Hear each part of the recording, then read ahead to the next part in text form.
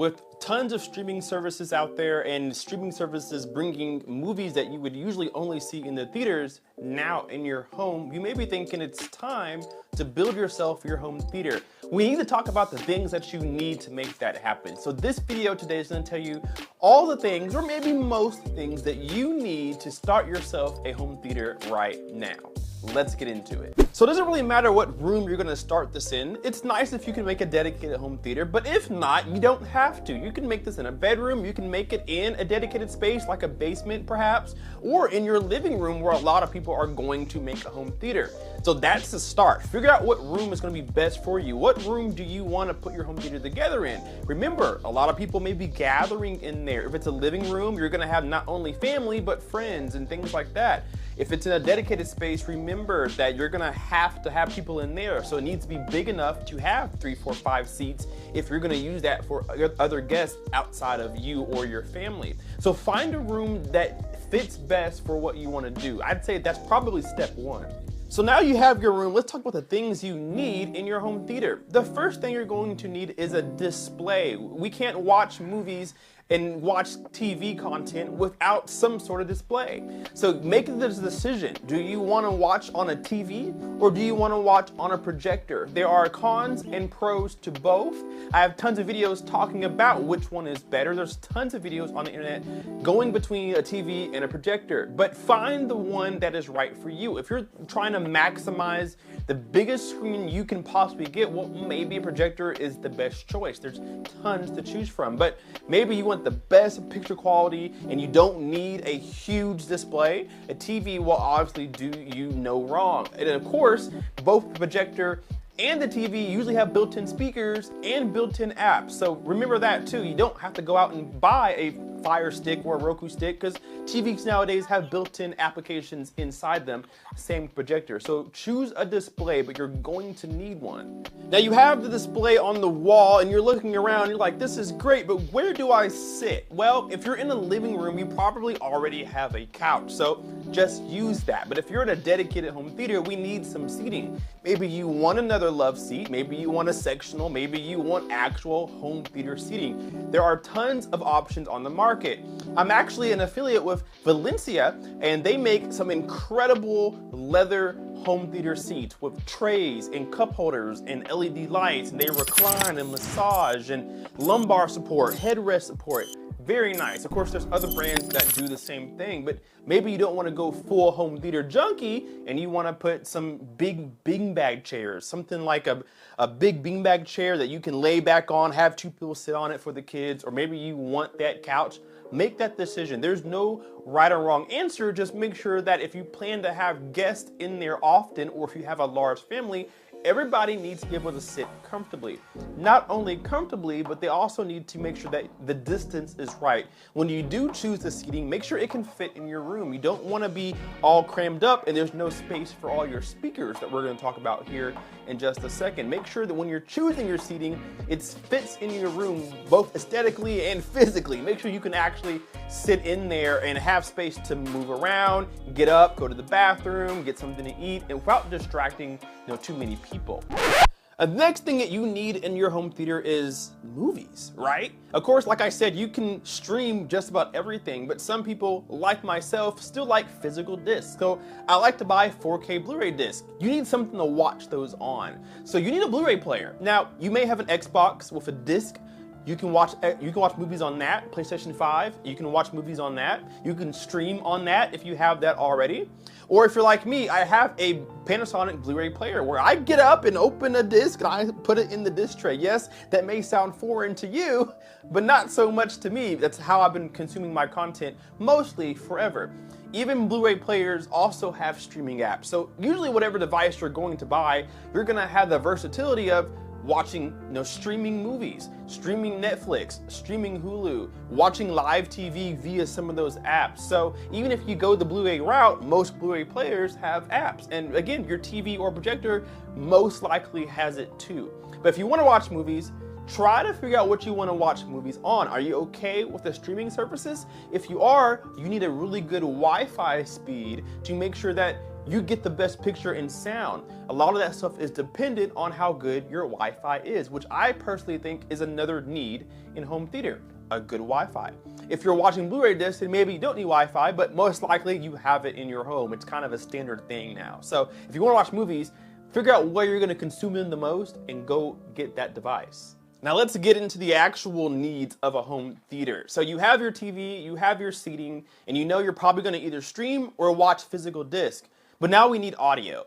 Projectors and TVs do obviously have speakers built in. They're typically not that good, or they're not loud enough to give you that actual movie feeling. When you go to your local cinema, of course you have the giant 57-foot by 70-foot screen in front of you and a whole bunch of seats, but there's 20 plus speakers in there as well. You don't need 20 speakers in your home. I've seen some people do it. You don't need that, but you do need some sort of source for audio. A lot of people will go what we call the AV receiver, audio video receiver, and the name suggests what it does. It receives audio and video signal and sends it to the right path. So we got to make a decision. Do we want to go the traditional speakers layout where you have a front left, a front right, center, and rear speakers all around the room? Or do you want a more concealed, kind of inconspicuous setup with a sound bar, something you can just put on top of a TV stand, set it and forget it? Maybe that's what you want to do too. Either or is a great option, but we need to figure out what's best for your room. If you have a smaller room, maybe a bedroom, maybe it's best to get a pretty good sound bar, right? A little wireless sub, maybe some wireless surround sound speakers. You're probably honestly going to be happy with that. But maybe you're already there and you want to take a step up. An AV receiver is a perfect way to do that. AV receivers have no less than about 5 channels nowadays, so 5 speakers. Again, front left, center right, and then there's left and right behind you for a total surround sound system. And this is going to give you the best sound in comparison to most sound bars. And you can get yourself a receiver and some speakers, and I mean, they're going to sound a lot better than what a sound bar is going to give you on average, unless you're spending a lot of money on that sound bar.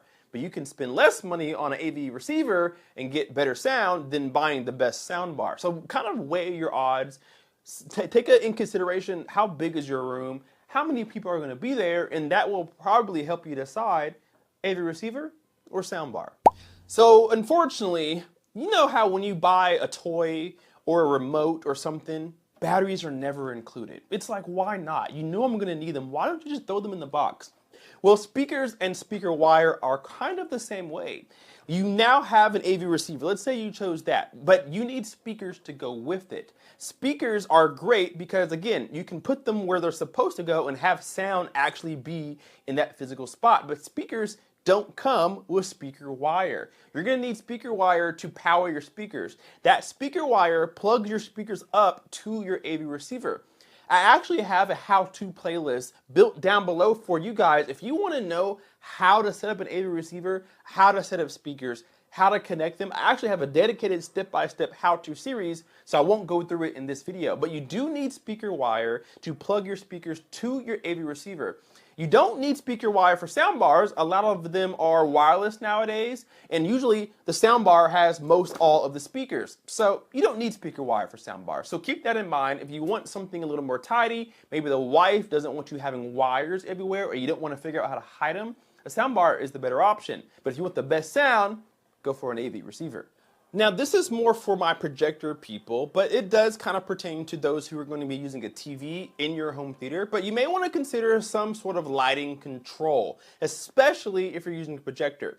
The real downside of a projector is that it's hard to use it with any kind of light in the room. Now there are screens that can combat some of that ambient light or light from your ceiling or a lamp, but truly a TV will always be something you can watch at any time of the day. But the way that you can help yourself, give yourself the more movie theater kind of feeling is having some sort of light control. That means having a way to take the sun out of the equation, getting some shades, blackout curtains, things like that. It's not necessarily a need, especially if you're in a living room application. You may not want to black out your living room, but it's very important to take it into consideration because you may have trouble seeing your TV with a glare through the window. Maybe your TV is sitting in front of a window, and during certain times of the day, the sun beams onto your TV and it's hard to see. It's nice to be able to close a curtain and keep it dark, at least keep the sun off the screen. So consider some sort of lighting control. Maybe get a lamp so you can close the blinds but still be able to see. Keep that in consideration.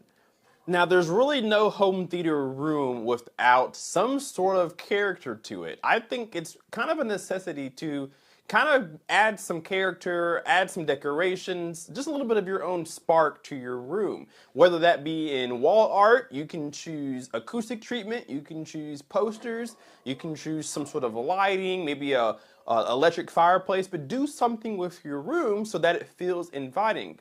A lot of people actually don't make their home theater feel like a home theater, and that's completely okay. Maybe you're not somebody who likes the movie posters and things like that, and all of the THX icons and clipped icons and things like that. Maybe you just want a more cozy, warm aesthetic, but it also serves as a home theater. Completely fine, but make sure you add some sort of pizzazz to it. Don't let it be a boring room. I find that painting a room can truly transform it completely and make even the TV pop a little bit better, or the projector pop a little bit more. Maybe you bought some really beautiful speakers and you have a paint matched color to really accent your speakers, because at the end of the day, speakers are large acoustic pieces of furniture. So add some character. Put a rug in there, add some colorful curtains, things like that. Me, I painted my walls, painted my ceilings, painted my doors, added a rug. I have acoustic treatment on the wall, so you can tell that this is a home theater. So do that for yourselves as well. If you're in a living room, of course, that's a different story. You don't want to make your living room a home theater necessarily. So you may just want to put an ottoman and then put some candles around the room, things like that. But add a little bit of flavor to your home theater. I think that's a need because it makes you feel good when you're in there. It makes you want to go in there and stay in there for a long, long time. Now, I have this last need, and I didn't save this for last on purpose, but I think it's super important to mention that you're going to need a subwoofer. This is what makes the home theater a home theater. When you're going to the movies at your local cinema and you walk past all the different movies that are going on, you can hear them. You hear the thunder, you hear the grenades, you hear the music playing. That's usually the sub, the bass, right? Without bass, you don't really have much of a movie. It's kind of bland, it's kind of two-dimensional. If you have a soundbar and it doesn't come with a sub, you may want to look into a soundbar that does, because subs really make or break the movie, the experience.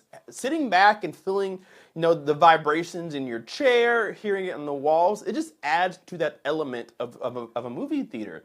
Without a subwoofer, you're missing that piece. So if you get a soundbar, I recommend finding one that has, if not subwoofers dedicated, subwoofers that are built in, give you some bass, especially if you plan to listen to music as well. If you're going the AV receiver route and you're buying speakers, make sure you save a little bit of money for the subwoofer as well, because you're going to need some bass. And I promise you, without bass, it's like watching a TV.